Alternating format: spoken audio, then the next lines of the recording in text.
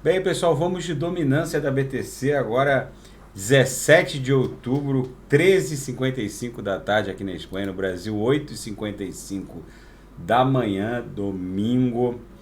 A dominância da BTC vai encontrar um ponto de resistência brutal aqui, que já foi testado várias vezes, ó. Foi testado em 23 de maio, na região de 47, 48%, ó. Foi testado 23 de junho, foi testado em sequência aqui entre 27 de julho e 31 de julho. E agora muito provavelmente vai ser testado novamente. A BTC, a dominância da BTC provavelmente vai encostar em 48%. Eu estou no gráfico diário, mas lembrando, gente, que a tendência geral da dominância da BTC é de queda. E por que isso? Porque a BTC valoriza, porque a queda da dominância não significa desvalorização. A dominância é o percentual que a BTC ocupa dentro do market cap de todo mundo cripto. Se a gente analisar a capitalização de todo mundo cripto com a exclusão da BTC, vocês vejam que está em 1 trilhão 332 bilhões. E o market cap da BTC isoladamente falando, só a BTC, está em 1 trilhão 150 bi. Ou seja, a dominância da BTC, ela, vou botar aqui no semanal para vocês entenderem, ela tem uma tendência geral de queda, justamente porque o capital humano e tecnológico por trás das altcoins vai aumentando exponencialmente e as altcoins vão abocanhando uma parcela maior da totalidade do market cap do mundo cripto. Agora, ó, vocês vejam que desde 2000 e... aqui está plotado desde 2014, né? Na época, em 2014, a dominância era em torno de 98%, 99%. Por quê?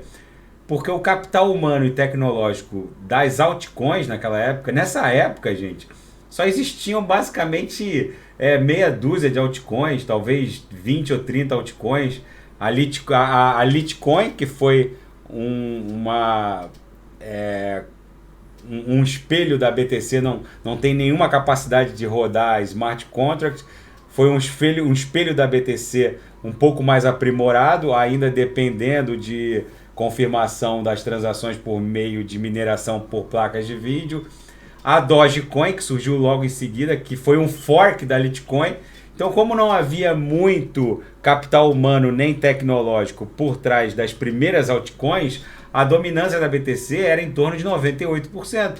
Aí, quando surge a Ethereum, por exemplo, ali em 2015, 2016, acontece o white paper, a própria publicação do white paper da Ethereum, que a Ethereum só ficou disponível para negociação mesmo ali no começo de 2017. Mas só o white paper da Ethereum catapultando o mundo cripto para um outro nível de tecnologia já impôs uma queda brutal aí.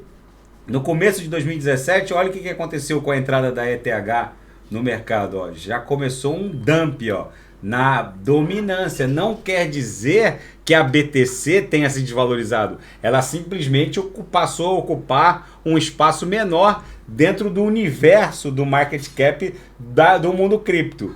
Então a tendência geral é de queda. Mas agora, fazendo uma análise nesse microcosmo que a gente está vivendo agora, a gente está às vésperas da estreia do ETF da BTC agora segunda-feira. É bem provável que a BTC ela sofra esse pump aqui em direção a 48% na dominância. Lembrando, gente, que vocês não podem subestimar os efeitos de um ETF autorizado pela SEC, pela CVM americana, no preço da BTC. Por isso que eu acho que a gente vai testar rapidamente aqui 48%. Nesse momento as altcoins vão ficar num estado de catarse, algumas vão até corrigir, porque vocês imaginem o seguinte, 80, 90% de todo o dinheiro do planeta ficam na mão de fundos, principalmente os fundos previdenciários. Tipo o fundo de previdência do Japão, que sei lá, não sei quantos trilhões de dólares tem, talvez tenha 2, 3, 4 trilhões de dólares o fundo de previdência do Japão. Não se compara ao INSS do Brasil, mas o fundo de previdência dos aposentados do estado da Califórnia. Imagina que 80, 90% do dinheiro do planeta circula dentro desses fundos, tá? E não até o presente momento, com a aprovação desse ETF, não existiam dutos, canais legais que permitissem que toda essa dinheirama migrasse para o mundo cripto. Porque o fundo de previdência dos aposentados da Califórnia não pode fazer um Pix ou um TED, botar na Binance para comprar Bitcoin, não é assim. Eles têm um regramento de compliance absurdamente complexo, não existiam dutos. Exatamente como uma estrada. É como se essa dinheirama toda do planeta circulasse numa BR e as criptos estivessem numas estradas vicinais, sem dutos legais que permitam que esse dinheiro aporte no mundo cripto. Não era possível que o mundo cripto alcançasse essa valorização que está no nosso target, que está no nosso alvo. Agora, com a aprovação desse ETF, esses canais legais, essas autopistas legais que vão permitir que toda essa montanha de dinheiro que na verdade circula entre esses grandes fundos de previdência, porque quando você tem que parar para pensar que se 80%, 90% do dinheiro do planeta está na mão desses fundos de previdência dos países ricos, o fundo de previdência dos aposentados na Espanha, o fundo de previdência dos aposentados no Japão, vocês têm que entender, para você entender o poder de compra, o poder de fogo desses fundos, é só você fazer um cruzeiro qualquer e ver o quanto que esses velhinhos japoneses, espanhóis e britânicos eles torram e gastam e com força. Por quê? Porque a boa parte da riqueza produzida no planeta foi revertida em dinheiro para esses fundos que são sócios da Pfizer, que são sócios da Amazon e tem dinheiro vivo ali dentro também, muito dinheiro.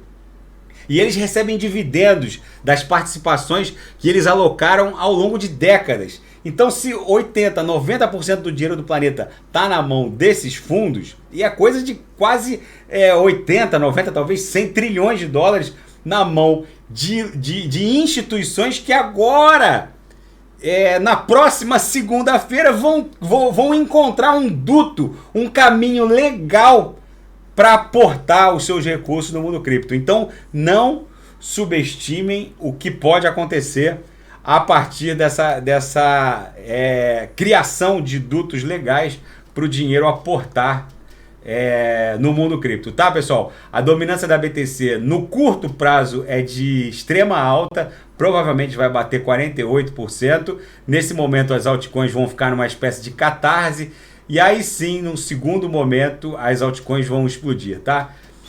Por isso que na minha sala de sinais eu dou sinais no par BTC, justamente para a gente aumentar a nossa posição em BTC. Não teria sentido eu ficar dando sinais no par USDT se o nosso alvo para a BTC, se a gente sabe que a BTC vai bater 200 mil dólares nessa atual corrida de touros, nesse atual bull run, e aumentar a quantidade de USD ou USDT, se a gente sabe que a BTC é a menina dos olhos até o fim dessa corrida de touros que tem o nosso target conhecido, tá bom? Por isso que a sala de sinais ela também dá sinal no par USD, USDT, mas é para quem quer aumentar o patrimônio alavancando no mercado de futuros, que eu aconselho a fazê-lo com muito cuidado e com muita diligência, porque é um terreno pantanoso e a liquidação pode, às vezes, estar mais perto do que a gente